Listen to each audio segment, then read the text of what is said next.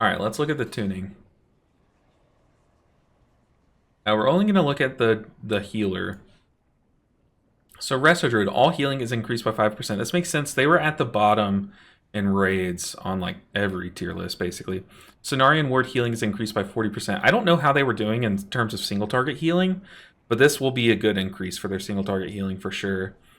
I wonder though, does this also affect the Cenarian Wards that your little treants do? Because that would be cool too. Just free passive healing throughout. Let's see, Evoker. Flame Shaper, we knew this was coming. We didn't know how it was going to come though. So Engulf healing is increased by 20%, but the Consume Flame healing is reduced by 50%. Yeah, like I said, we knew this would come. I don't know how this is going to affect our overall numbers, but I do know Consume Flame was top by a lot.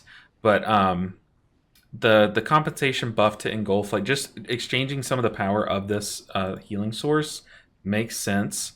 So I like that. I like that. I know that there's going to be a lot of people that are upset about this, especially because like watching the Race World first, how much they struggled to heal certain parts of content, but having the strength of two gigantic Giga Pumper Evokers be able to heal through that content, and then now us like normie players that are just pushing for like cutting edge and stuff are going to have probably a bit of a harder time on it because we won't have these two guys to carry us, you know?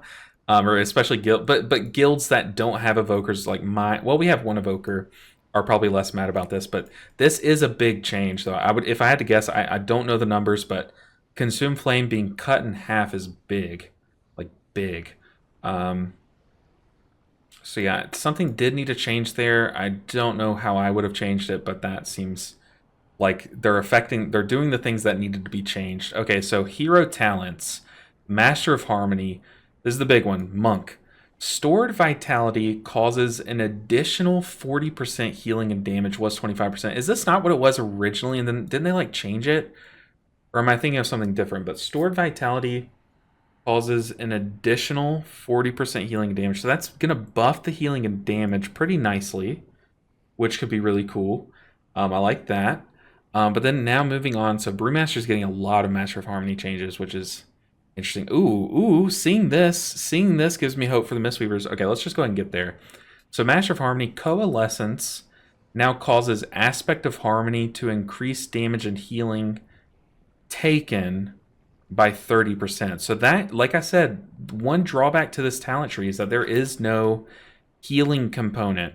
Coalescence. See, I don't even know what these talents are called because I haven't even thought of it. Coalescence. Where is that one at? Is it even... Oh, is it a new thing? No, it's this.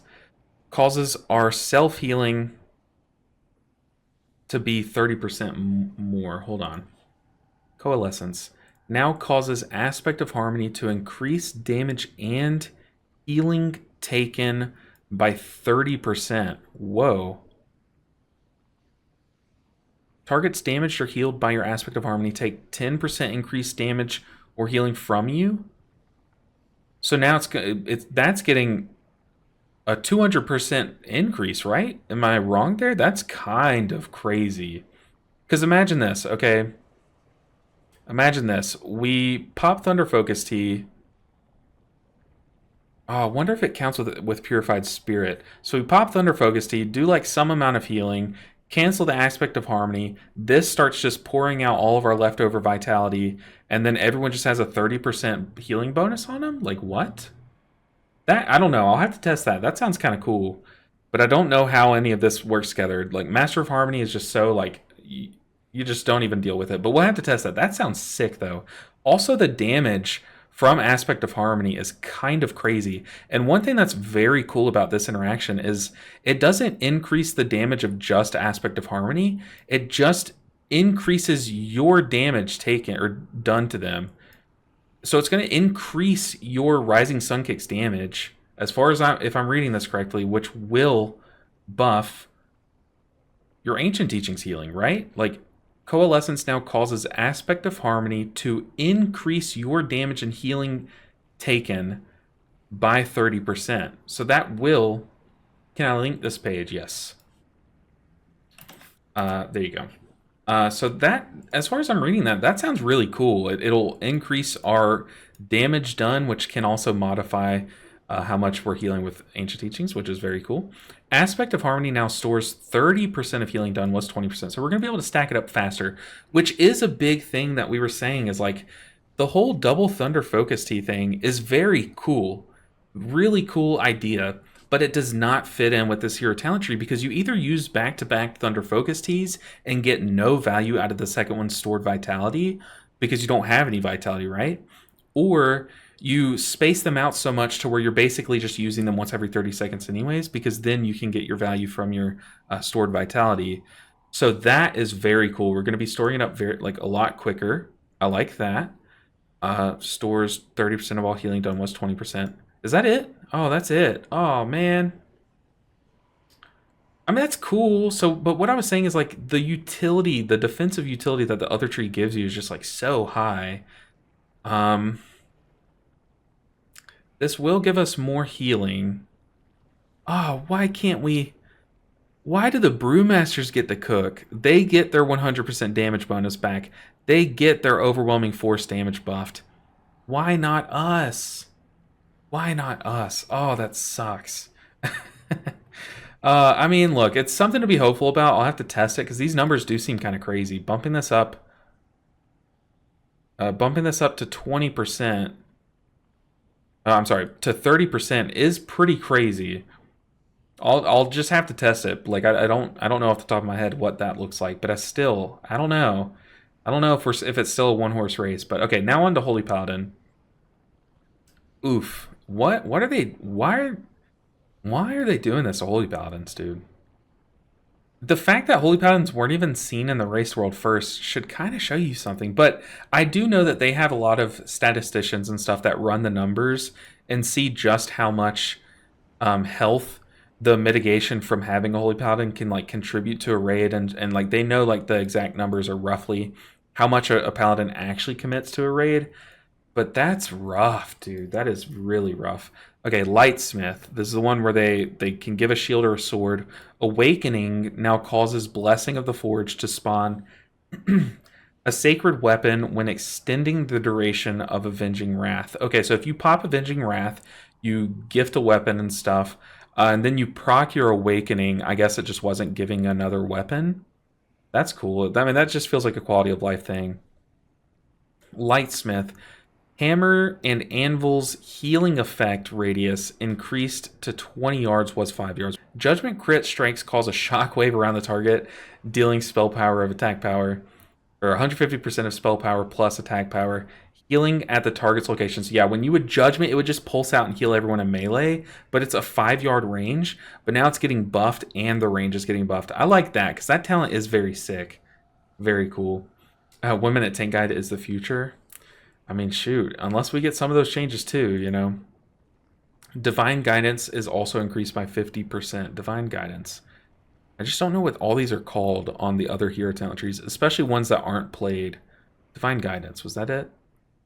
For each Holy Power ability cast, your next Consecration... Oh, so you just store up Consecration. This has the same problem, Divine Guidance does, as our Thunder Focus Tea one, where it's kind of incentivizing you to not... re-roll your consecrations or keep those off cooldown, but also it's like you should because you're playing Holy Paladin, so it's like they're just awkward design talents. So buffing it, I don't even know if that does anything for them. Is that all the Paladin changes? Yikes. Okay. I am so sorry to my Paladin friends. I don't know why they're doing that. Okay, Resto Shaman, baby. Let's go. Resto Shaman, here we go. Earthen Harmony now causes Earth Shield to reduce damage taken by 3% was 5%. So this is when you have your Earth Shield on someone, so yourself and your tank, they just took 5% less damage on top of you giving them bonus health. So that is going to hurt them in the top end of keys. Because compare this to like a Druid or like Time Dilation. Time Dilation will give them a lot more value, but still, that's not a lot. And then their acid rain damage. They misspelled that, acid raid damage. It's funny because our raid's Resto Shaman just got like all the 199 parses in raid on damage, and I'm sure he's happy he did it before these nerfs. But dang, that actually is more than you would think they're going to be taking 2% more damage from everything, or not even 2%, it's more than 2% more. I don't know, but just like they don't have an external, they just have this plus bonus health on top of things, plus bonus mastery and stuff like that. But that's gonna that look, it's just a 2% nerf, so like don't let that small number fool you. That's rough. That is rough. Um yeah, that is rough. What else do we got? Is that it? Not really as exciting. No priest changes. Oh man. None of that given to disc is rough. Holy getting nerfed is rough. The Evoker nerfs are pretty big, it seems like very big. That's going to shake things up for sure. But my worry is, by nerfing Preservation, are they not just making the final raid bosses, like, just harder for everyone, you know? Because, like, watching the Race World first, you needed to. The thought of dropping a Preservation Evoker never even popped up. Like it did, someone would mention it, and then like they would shut it down like immediately. So that's kind of rough. But like you're saying, Erad, I do agree. All of these like small little buffs to Resto Druid, eventually they're gonna compound and add up, and it's gonna get a little disgusting. That kind of happened to Mistweaver. That's kind of a big thing that happened to Mistweaver. We went like week after week after week after week just getting buff, buff, buff, buff, buff. And it eventually was like, oh, okay, whoa, calm down, you know, like. But I don't know, man. I don't think. Here's what I would have liked to see. Look, I'm sure these numbers are going to work out to be like cool, like good and fun and strong, maybe, but maybe not as strong as the other one. I don't know. I have to test it before I make a definitive statement. But what I would have liked to see is this change given back. Because remember, they took this from us. They bumped it from 100% down to 50.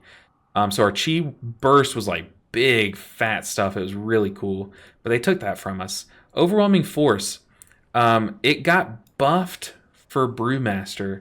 My big gripe with overwhelming force is if you stack up your blackout kicks and then like hit more than just once, like you have 4 stacks of your Tiger Palm, maybe I can pull an enemy that won't kill me.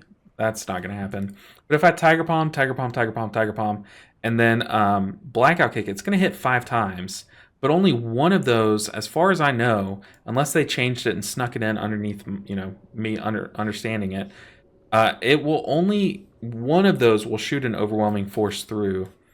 And then, so that, I would love to see that. Our stacked up blackout kicks, also, it would be sick, but I doubt they would ever do this if our cleaving blackout kicks also shot that through. It would just be a lot of damage, and it would look really cool and be fun.